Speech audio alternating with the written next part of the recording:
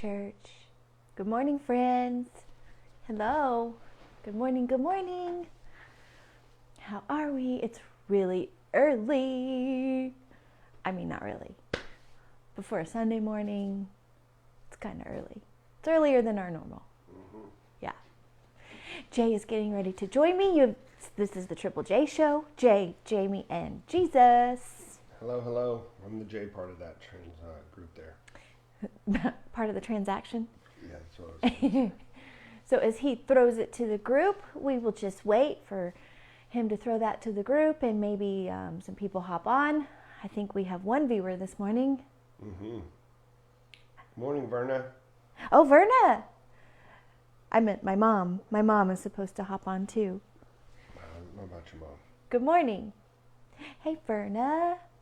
So this morning, we are going to talk about the importance of our stories. Yeah. Let's do that. What does God do in our stories? That's what we're going to talk about this morning. We are studying the book of Galatians. This morning, we will be talking about Galatians 1:11 through 24. It's a big chunk, but it is mainly Paul's story. It's about Paul and who he is and why he has the authority to write Galatians. Yeah. What are you doing? I'm trying to make it go to our Facebook page, and I hate Facebook because it's stupid and they change everything every 5 minutes. So one day it's over here, and the next day it's over there, and one day you do this, and the next day you do that. And unless you're 14 years old and live on Facebook, you have no idea. 14-year-olds don't live on Facebook. 14-year-olds. Almighty. 14-year-olds live on what is Mark that? Zuckerberg right in the head. What is that thing that they live on? Instagram. No, they don't even. 14-year-olds not on Snapchat. Snapchat. No. Yeah. What's the thing that Emily watches all the time? Oh, TikTok is the new thing. Yeah, President but Trump hates. right. Well, and for a reason. We shouldn't be watching that. We try to tell our children not to do that one, but I think that's what they want to do. They don't listen to us. They don't. Children. What in the world? I don't know. All right. Well, it's just not going to be on the Facebook page because Facebook changed how that works. So, all right. Well, we will go with it. We'll do what we do. Lovely. Wonderful. Fabulous. So the importance of our stories. Whose story? So this week, I've really been thinking about this because it has come up 3 different times. Mm-hmm. And you know, when things come up over and over again, especially in a short amount of time, like a week, to me, it's always an indication that God wants to say something in that. So on Monday, I had the opportunity to share my story. Yeah. Well, you know, in school, every quarter I have to write an autobiography. So for some class I'm taking, I have to write an autobiography. I have done so much writing about my story. This quarter I have to write my preaching autobiography. Wow. So how other people's preaching... Pretty short. No! It's what I thought when I saw the assignment. I only preached 3 times. There we go. I think I have preached 5. Oh, 5 times. Maybe 6. All right. Maybe 6. Getting up there. Way wet behind the ears. I read something funny about that, going off course a little bit. I read something funny on Facebook yesterday. One of my classmates in homiletics put out on Facebook, we have to preach an Old Testament lesson. Right. In 2 weeks, and he put out on Facebook of all the Old Testament, because he's overwhelmed by you can preach about anything in the Old Testament. So he put out on Facebook, what in the Old Testament would you want to hear a sermon on? Oh. And he has had some of the funniest responses, but one of the funniest responses was, well, new preachers, interesting, you have a topic. New preachers usually preach from Genesis to Revelation all at once. And I thought, I bet we do have the tendency to fill that up, don't we? 20 minutes. Let's get it all in. Yeah. Anyway, so I have to write my preaching autobiography. It's how preaching impacted me throughout my life. So other people's preaching and how that has formed me, right? So anyway, I have to write that. But Monday, I got to share my story and I asked the person listening to my story, they wanted to hear it. And I asked the person, what highlights do you want? We've got an hour. How much time do you have? Would you like the abridged version of my story? I mean, I've been living 49 years. What do you want to know? We have the multi-volume disc set that we could send you in the mail. Right? Like, what do you want to know? If somebody were to ask you, tell me your story, wouldn't you be a little perplexed? Like, one, where do I begin? What highlights do you want to know? What are you interested in? What are we here for? Is there something specific you're looking for? Because my story is really long and deep and curvy. So what are you looking for, right? Well, and if you think about it, in whatever context we find ourselves in, we share different pieces of our story. Right. Right. I mean, there's the classic oversharing person who you just met at a party, and they're like, "Oh, by the way, blah blah blah blah blah," and you're like, "Whoa, I really didn't need to know about whoa, that was a lot of information." Yikes, scaring me. Yeah. And then you've got the people on the other side who you've known for 15 years, and you realize, I don't really know anything about you at all. Nothing. Yeah. Not a bit. Yeah. And maybe in a sports context, if you're at a Little League game with somebody, then that might open itself up to sports and activities and things like that. So you kind of share some of those stories. And yet, if you're in a business setting, then maybe you're talking more about your resume and your you're saying that your business the experience. context matters. The context, that also came up this week.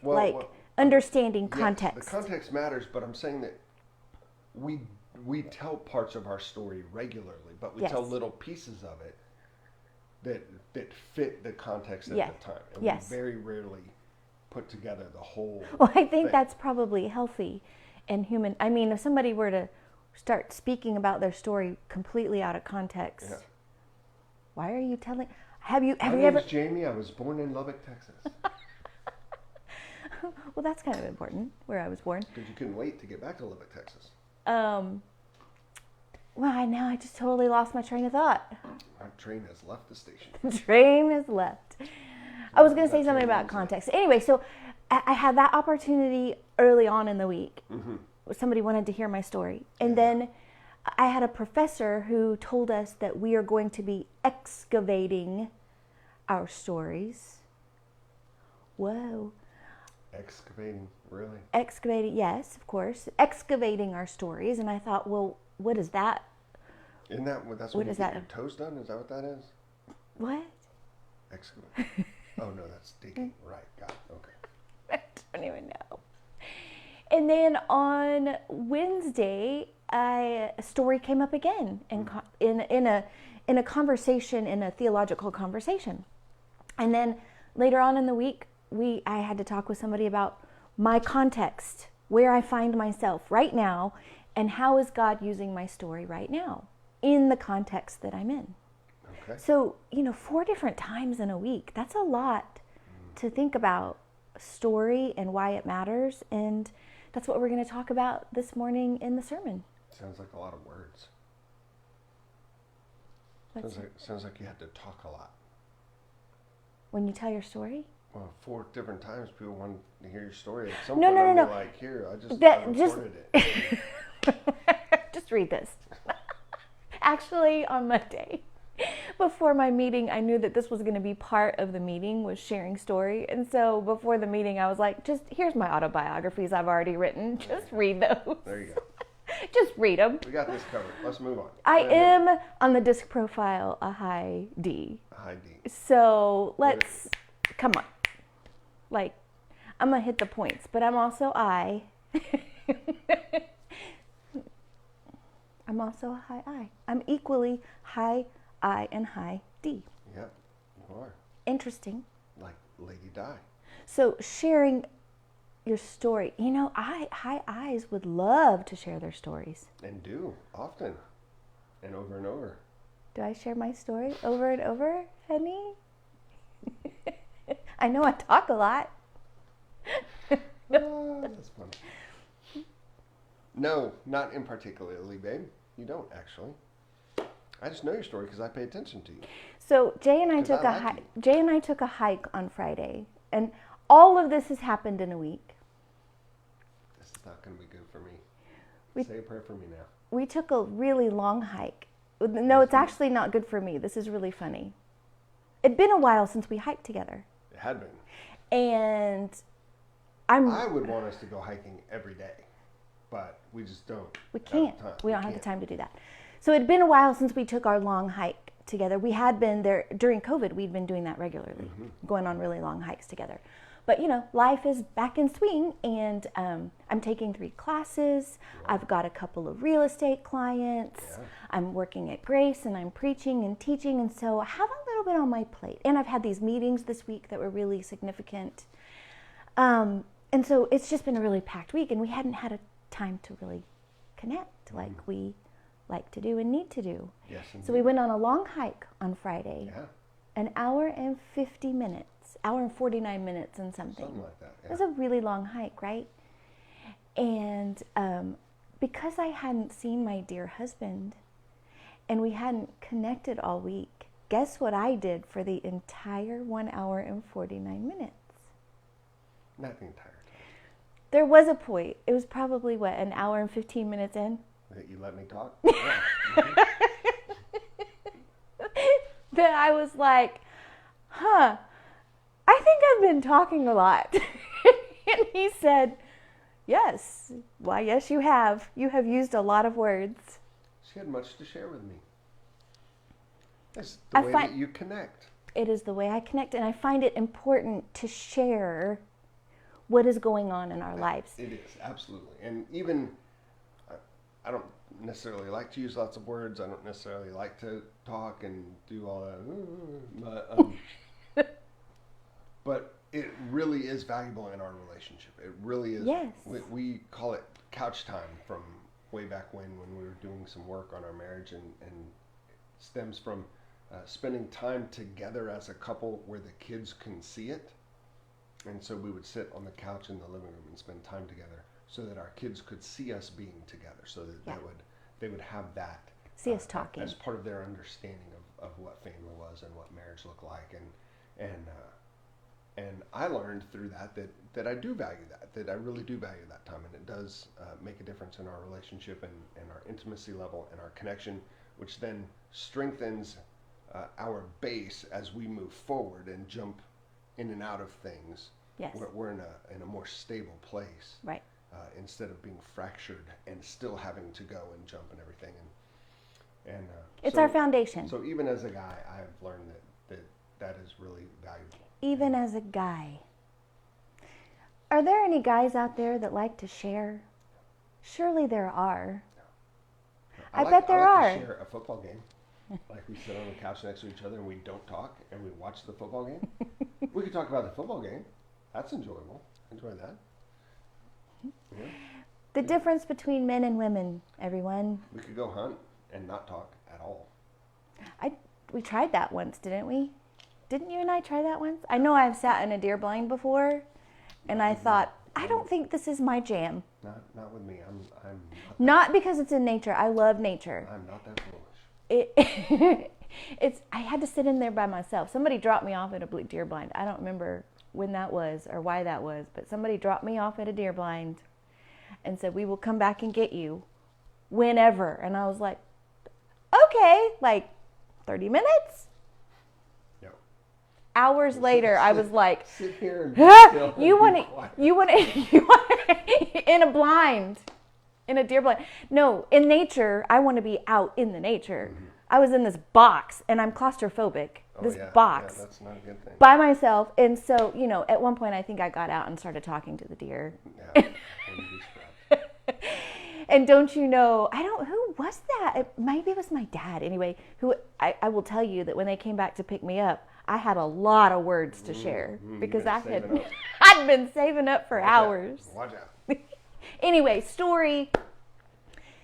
The importance of our story, even in our time of sharing as a couple, what we're doing is we're sharing our lives, right? So our story is about sharing our lives with people. Yeah. And what God does with that. God is rich in our stories. And this morning in the sermon, we're going to talk about God being in the story and what he hopes out of our story. For sure. Okay. Right? I like it. And that's the excavating of our story, is we kind of have to go in and look at our story to see where we have God touches. We have God moments. I'm going to call them pivotal moments this morning. We have pivotal moments. We have those thin places, as the mystics say, the thin places where the divine meets the natural. Where the kingdom of God and the kingdom of this world are really clearly Clearly I would argue they're intermingling. always overlapped, but they're really clearly overlapped. In the thin spaces, they're always overlapped, but I think in the thin places, we know it. Yeah. We recognize it, we feel it, we know it. It is a time when we are like, God is real. Yeah. I can't explain it, but I know God is real. So Jamie, what if I were to say to you, well, I don't really have a story. I mean, Everybody has a story. I grew up, I went to college, I got married. Yeah, I know. You know what? I can remember my first autobiography when they were like, just hit the highlights. And I was like, what do you want to know? I don't have a story. But the more you write down your story, I take it by segments of your life. So, like 0 to 6. Where were you born? What were your parents like? Where did you live? So the birth narrative. Like your birth, your young Caesar Augustus. toddler self. Yeah, like toddler self. And then you take, 7 to 12, elementary school, or 7 to 11. And you take elementary school and you think about really formational times in your life in elementary school. And I was like, I don't remember anything from, but sit there and be quiet. Yeah, going to see Star Wars. I can remember going to see Star Wars. Yeah. On the big screen. Yeah. I loved it. When it came out. I think Star Wars, no, it wasn't. Do you remember the rabbit movie? There was a movie. The rabbit movie? Oh, it was a funny movie. I saw it several times. It was a funny movie. I don't know what I'm thinking. The rabbit movie? See why I have a problem? See why I have a problem telling my story? The funny rabbit movie from the 70s. Now, here's the thing. What this movie is really going to end up being about is a woman who rides a horse. And somehow she's going to have... It's the rabbit movie. No, it was... Wait. It was my first time of eating buttered popcorn in the movie theater. And I asked for extra butter, and I ate the whole thing. How'd that work out for you? Made me sick. And it was probably... I only started eating butter on popcorn again, fairly recently. Like, maybe in the last 8 or 9 years, I started eating butter on popcorn again, and I don't eat it very often because it does make me sick. Like, it just makes me sick. Because it's not butter. You know that, right? Well, it's oil, but just even butter on whatever. I ate too much of it, made me sick. Blah, can't stand I don't even like the smell of buttered popcorn. I don't think I've ever heard that story. Yes, you have, because you used to ask me why I didn't want butter on my popcorn. He doesn't remember my story. That happens too, doesn't it? Because really, what's important about that story? Not much. Except that I don't eat butter on my popcorn. But it's a beautiful detail. I like it. You should include that in your story. It rounds things out. It gives it life. It gives it feeling. Adds texture. God was definitely not, I don't think, in that moment. Although I was there with a friend and her mom, and I remember it being a fun time. Okay. So there you go. Anyway. So when we're sharing our stories, we should think about different segments of time and then go in and kind of go through those and look at the highlights, and because the reality is that everybody has a story. Everybody has a story. It may not be the action story that you want it to be. Like I read The Cross and the Switchblade when I was, 13. Really great book. It's a story of the Reverend David Wilkerson and his mission to the inner city in New York, in the 60s or something. Maybe 70s, early 70s. And he goes and he hears God's call, like he's like a suburban preacher from somewhere up there. I don't know. And he hears God's call to go to the gangs in inner city New York and preach the gospel to them. And he's like, what? And God's like, you need to go. And he's like, God, I really don't think you realize, like, hello, like I wear a tie and a jacket and you smoke a pipe and these kids are not going to listen to me and blah, blah. And God's like, I don't really care what you think. Go. And so he goes. And he does. It's crazy. And he almost gets killed a couple times. But eventually, his steadfastness opens a door. And he begins preaching the gospel to these gang kids who live the hardest of harsh lives. And they begin, their lives change. And I was like, oh my gosh, like that's the kind of story I want. I want the superhero action story. And hasn't happened yet. Doesn't have to.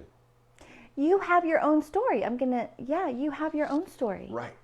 I guess that's, you see somebody else's story, You you're have- like, that's a really cool story, and I Yes, want to have a story of course. like We that. we love other people's Right. stories, and we think our story is a little bit boring. I Right, think. The Cross and the Switchblade. Check it out. Most of the there was time- a movie about it. Eric Estrada was in it. Oh, I used to like Eric Estrada. Cops, Chips. Chips. What was the Chips. other guy's name? I don't know. Anybody? The white dude. I don't know. I just liked Eric Estrada. What was his name on the show? Anybody? I know. Mm. Punch. It was Oh, Puncharello. yeah. What was the other guy? Back to John? story. We are Anyways. going to today talk about Paul's story. All right. And you telling the story about this guy in a suit going to gang members just really, it really connected for me Ananias' story. And how Ananias is a character in the Book of Acts. It's Yeah. a weird name, so I wasn't sure if you could hear it. Ananias, Acts 9, we are going to talk about it this morning in the sermon. He is the one, Paul's conversion, he's part of Paul's conversion. Jesus goes to Ananias and says, I have a mission for you, Ananias. You need to go meet Saul of Tarsus. And in that moment, Ananias was like, ooh, not me. Yeah. I don't want that call. Doesn't he as much say that? I mean, Yes, he was like, he the does guy who's murdering us all, Yeah. you want me to go meet the guy who's murdering all of my people. Yeah. And all the people like me. Yeah. Jesus, I don't think there had to be like this rich conversation there. Like, Lord, I'm not sure if you've been paying attention. You're I'm probably a busy Gentile. up in heaven. I'm like a Gentile and he's killing us. Right? Was he a Gentile? Ananias? Uh-huh. Well, Paul is after the Christians who are converting. They're not called Christians yet. They're called Christ followers. Yeah. I was wondering if there was something about the name Ananias, if it was a Greek name or something, and that's where you got that from. No, I just had it in my head that he's Okay. freaking out because people are killing people like him. Yeah, they But he definitely could have been a freaking Jewish. out. He could have been a Jewish Christ follower. I need to go look that up. Right. Thank you. All right. Now I need to go look that up. Anyway, The story continues. Ananias just had to be filled Oh, with yeah. this fear. With I am not up to the task. Well, I think also just plain no. I don't like that I guy. don't like that guy. He's evil. Yeah. this He's is a guy murdering people. Why He's would I evil. want him to be part of what we're doing? No. Thanks. Yes. So all these complex feelings had to be going on in Ananias. Yeah. But he does it. He does. And Dude. it's part of his story. Mm. And without that part of his story, where would we be? Ooh. So What? think about this. What? How big of a part of Ananias' story is that? Wouldn't it be interesting? I mean, that's the only thing that we read about Ananias in the book of Acts, right? Right. We don't really get a lot about Ananias. So what if that's just really not that big of a deal in his story? What if Ananias is like, yeah, I went and told that guy Paul because Jesus told me to, but really, I mean, I would think it would be a big deal, but what if it's not? Because he didn't know how big it was? Right. What if for Ananias this was just one more thing that he did because God was leading him? Because he was so faithful? Right. I mean, he does have a conversation with Jesus, And so look we know at that it he as wrestles this with it. huge thing, right? Yeah. But what if in Ananias' life it's not? What if in your life there are I see where you're going. instances that you think, yeah, that's important, but you don't think it's this huge mountainous deal. But later, in hindsight, you can look back, or maybe God will show you. And you maybe can not. say, Maybe God never right. shows you. Maybe God never showed Ananias. I think probably he did, because Maybe not until he got to heaven. Paul's ministry went from that Yeah, place. but we don't know what happened to Ananias. Maybe, Right, true. maybe, We don't know how Ananias saw that play out. And if Right. he didn't see that play out, then he may have thought that was He might have moved to Greenwood. pretty insignificant thing. But if he did see it play out, he was fortunate enough to see. But are we ever, do we ever say, look what God did through me? I think we rarely give that credit to what God has done through us, because we don't see it a lot of times. And so, For sure. it's just really important. Our I just story. thought that was interesting. Yes, but like without Ananias, where would we be? Paul, but no Paul, no Galatians, no Corinthians, no no sermon this morning. Romans. Jamie would just stand up there and wave at you. Would we even be here? Because Paul was the one who missioned to the people like us. Come on, yeah. Would we even be here? We're Yeah. going to talk about it in the sermon. We Gentiles. I'm just going to give you my sermon now. No, don't give it all away. It's the danger, right? You've been laughing at me for months now, and I'm like, I really don't want to go there, because that's point number 2, and now I'm not going to have anything to talk about. But God moving through our story has impact for the kingdom. Indeed. And without our courage to encounter God in those thin places and then follow through with what he's asking us to do, where would some people be? Where would some things be? Yeah. Well, another way to think about those thin places is that's where God's story and our story intertwine. Yes. And our stories matter. Your story matters. Perhaps. Buzz, We time to should go. Talk about that another time. Like 10:35 this morning at Grace Church, while we worship together at All Saints Chapel, wearing masks and being socially distanced, of course, and online on all of our platforms at Grace Church SA. We hope. You can, theoretically. Theoretically, it will be there. Because last week the computer exploded. So it just didn't work.